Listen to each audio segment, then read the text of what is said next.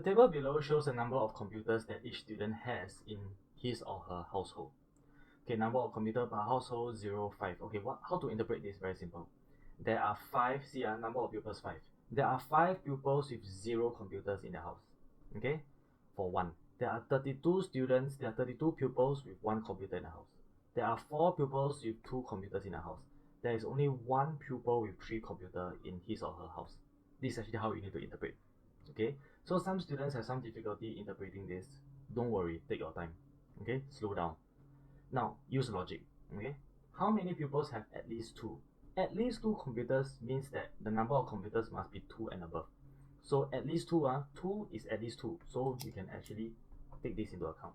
3 is at least 2. So you can take this into account. You can't pick 1, right? Because 1 is not at least 2. 2 computer is at least 2. Okay, but so this one cannot. So put across. Put across. So how many pupils have at least 2? 4 have 2. 1 has 3. So add 4 and 1 together. This will be 5 pupils. So even though this is like very simple, you see it's very simple operations, but what is difficult is actually for students to interpret this graph. So listen to how I interpret it for you just now. If you cannot understand, right, go and watch the video again. This is how you interpret the graph. Sometimes you don't necessarily have to go from top to bottom, Sometimes you can go from bottom up. So to realize just now I did bottom up. Number of pupils 5, 0 computer. 5 pupils have 0 computer.